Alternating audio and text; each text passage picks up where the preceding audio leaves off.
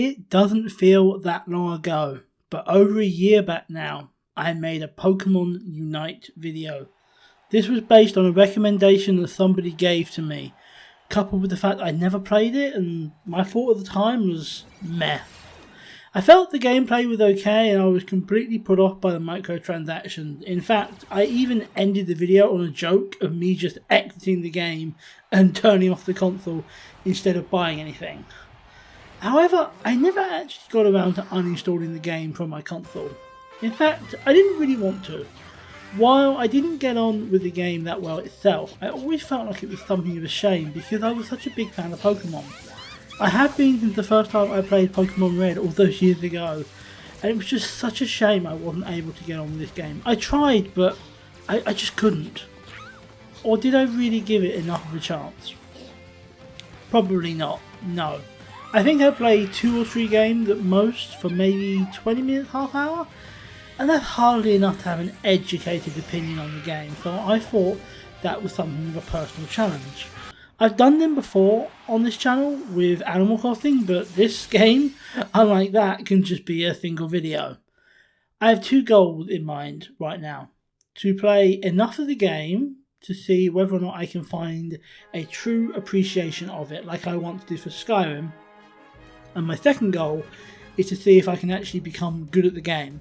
It's hard to enjoy a game if you suck at it.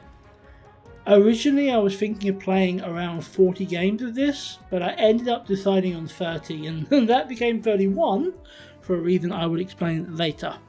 I will allow myself to spend money on it, roughly up to £50, which will be the price of a retail game. However, I never actually ended up spending anything since there was enough for me personally without spending any money, and that's a point in its favour already. Starting my very first game in this project, I had a choice of 3 Pokemon I owned: Snorlax, of course, Alolan, Ninetales and Slowbro. This game also gives you the ability to use a handful more, which gets changed every week, and a big part of what I wanted to try and do is try as many of these Pokemon as I can and as much of the game as possible. That's the best way for me to make an honest and as accurate as possible assessment of this. And with that decided, I went for Gengar, partially because of the new one for me, and partially because of the cool Gen 1 Pokemon that I always appreciated. Because of how the game works, I didn't start as a Gengar, but instead as a Ghastly, and that I will evolve up to a Gengar over the game. In terms of how it works, basically you have 2 teams of 5 and your goal is to score points. You gain points by defeating NPC Pokemon scattered around the map, or play a Pokemon on the other team. When you have those points, you have to go to the scoring zones that each side have, with the ability to take 2 of them down at a time until only 1 remains. When a certain amount of points have been scored at a scoring zone, it breaks and allows you to advance to a further one until there's only 1 that remains by the enemy team's spawn. There are some smaller maps that work a little different in regard to the scoring zone, which I guess you could call them goals, but that doesn't feel right for me. But with the standard maps, that's basically the rule that applies to both of them. I got to really start strong on this game, becoming a Haunter before finally getting killed. Oh yeah, there's also other NPC Pokemon you can defeat on a map, and if you do, they essentially join your team, head towards an enemy scoring zone, and score a specific number of points. That was the Rotom that killed me. There's also a few that you can defeat them and then you can become them. Those are cool, I like those. All in all, I actually quite enjoyed my first game, which surprised me. I come away from it before feeling pretty disillusioned, but my thoughts and feelings were very different now. Of course, winning the game helped a little bit with that, although it did also show me I was going to need to put some more work in if I was going to get good. Because while I was on the winning team, I was the worst member of the winning team. Also, as you mentioned now, this was a 4v4 map, not a 5v5, because it was a special Halloween one. I wanted to play it while I still had the chance. Now, as discussed earlier, I was going to allow myself, if I wished, to spend about £50 worth of microtransactions.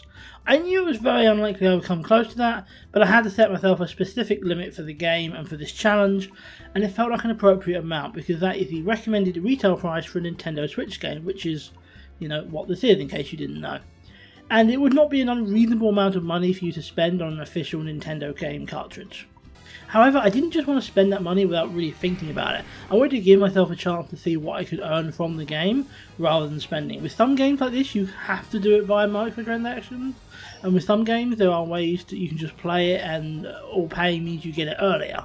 But you still get it regardless. There seems to be ways of getting a fair bit without spending any money, and I thought that with 30 games played, I can definitely earn a few bits, right? By the end of my second game, I was already getting a new Pokemon. The game has like a season pass, but it also has a season points thing, but it's basically like a season pass without paying. I don't know. Anyway, I hit level 5 of that, and level 5 meant I unlocked Venusaur. When I got to playing with him, I also apparently had an outfit. I don't know how I got that. I didn't pay for it, but I certainly won't complain about getting something for free. I also managed to get enough coin to buy, air quotes, my first Pokémon Unite license. That basically means I'm buying it with in-game currency that was earned in-game rather than any actual real money, which I could have, but I didn't. And this gave me a Pikachu. By game 11, I'd unlocked a Cinderace, which was given to me as a login bonus. Game 21 got me a Greninja via the same login bonus, which I understand is quite an important one, but I am kind of far behind on Pokemon lore and stuff to really recognise Greninja beyond things like the amiibo that exists for it and stuff like that. The final one I managed to unlock was one I really wanted to start all this, and that was Charizard at the end of game 30. Yes, really. Remember how I said there was a good reason I did 31 games and not 30? Because I just had to do one Charizard. But as a result of this, I managed to unlock 5 characters within the 30 games. 2 that were quote unquote purchased and 3 that were earned through other means. So with that, you can see why I didn't buy any. In the interest of making sure I tried everything this game had to offer, I did in fact try every game mode, which wasn't difficult as there were only 3, and I probably don't need to explain them, but I will anyway. They are standard, quick, and ranked.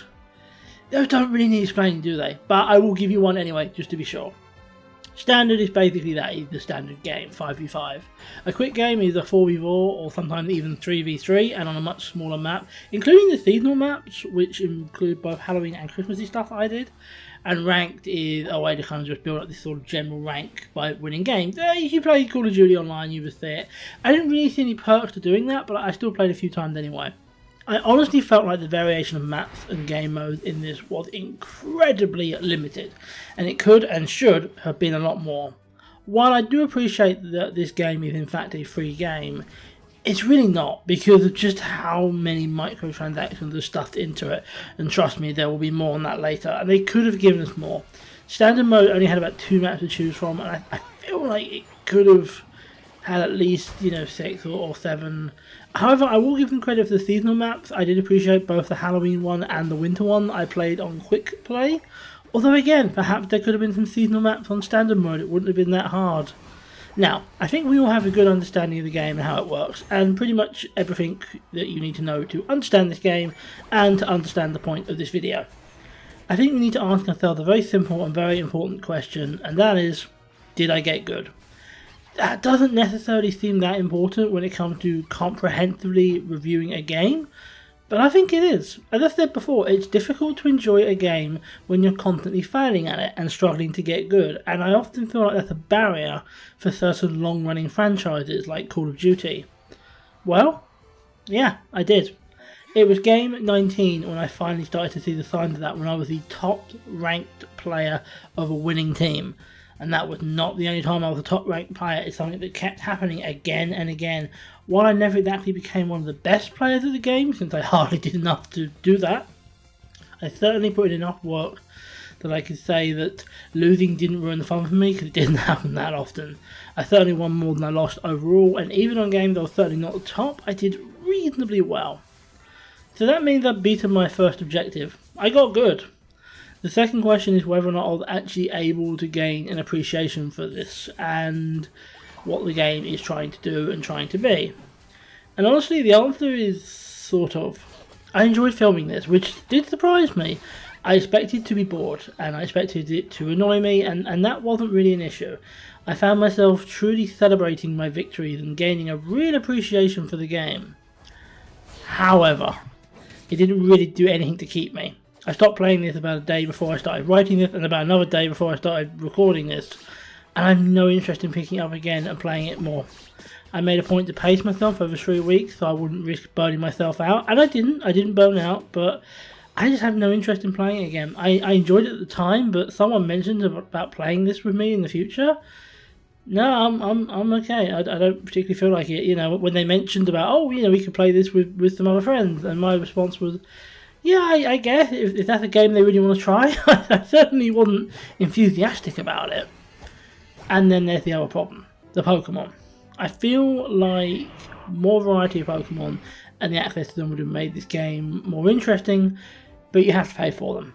Look, this is a standard freemium game, so I knew there were going to be microtransactions and the like, and I understood. I'll be honest, I do have the general millennial distaste for games like this, and I have caught myself complaining in the past about how things were better when you could just buy the game and that was that. But I was insistent I would be as fair as I could be. I was going to give it a fair chance. I can accept they need to make money, and I can accept how they're making that money, but when I looked into it, it made me angry. This is a free Pokemon game, and while I do, of course, understand that Pokemon appeals to adults who grew up with it, like myself, the reality is the bulk of the audience for this game are going to be children and teenagers, which is why I was concerned about exactly how much you can buy and how much it costs. There was a season pass which didn't really seem to actually give many good rewards, but it also wasn't that expensive, so not the end of the world. There were also 3 separate shops buying things.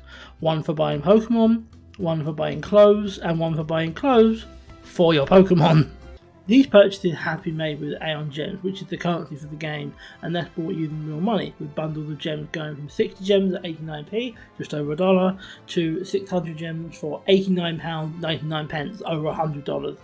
And just seeing the fact that a bundle that would cost £90 set an alarm bell ringing in my head. Just that bundle alone would be more than the price of a retail game. But surely £90 is the extent of the cost, right? No, not even close. If we're looking at all the Pokemon that can be purchased as of the time of writing this, and there has been another one added since, it would cost over £300 to get them all. Now, most can be earned through in-game coins. However, I was only able to get 2 in 30 games, and they were, I think, 6,000 coins each. Most of them are 8 or 10,000 each. I would hate to see how much time that would take. It would be ridiculous, though. The clothing options are better, because although they are quite expensive, you can get them with tickets, and tickets are far easier to get. I actually managed to get myself a couple of the more expensive outfits with them, without spending any real money. And besides, outfits are not like Pokemon. There isn't a desire, not to mention a franchise slogan, to have them all. I could say the same about the outfits for the Pokemon, although I'm a little less merciful with them, because A, some of them are about £30 an outfit, but also because it very much shows you like a choice of outfits when you go to select Pokemon, and it literally shows you what you don't own. So it's rubbing it in your face. And I'm sorry, £30 an outfit, I could buy an actual item of clothing for less. So that was the final nail in the coffin for me. I would have been happy to have just said, yeah, not bad, I've certainly played worse games. But that money grubbing is ridiculous. I know people will say, oh, but they all do it. But that doesn't make it okay. And that doesn't mean we shouldn't call out companies for doing so. I could have perhaps accepted needing 90, maybe even £100 for things in this game, but this is too much. I mean, I don't even want to imagine how much it would cost to buy everything in the game. I do know that I'm very unimpressed that this level of money grubbing exists in the game that will have a large under 18 market though. It's a shame to see that this is like this. I've always enjoyed Pokemon, I've even streamed a few of the games, and I have more plans, but this game is just not good enough for the amount of money it expects and wants for you. I don't know if any game is, but this one definitely isn't. It did have some moments I enjoyed, but would I be returning to it? No, I won't. It's a decent enough game, but any appetite I might have had to play it one day in the future has just been taken by the pure money grubbing I saw in the shop. It's insane. So that is certainly the most opinionated I've ever been on this channel. But I also feel like it needs to be said. It's not the only game like this out there, and I do strongly believe it needs to be called out when you see it. I saw it, and now I've called it out. So that was Pokemon Unite, and I would love to hear your opinions down below. This one disappointed me a bit, but one thing I will say is it has reminded me how much I enjoy playing actual good Pokemon games. So to end it on a positive note, I can say the next video premiere and a new series will be inspired by that reminder. Thank you for watching, and I'll see you all next time.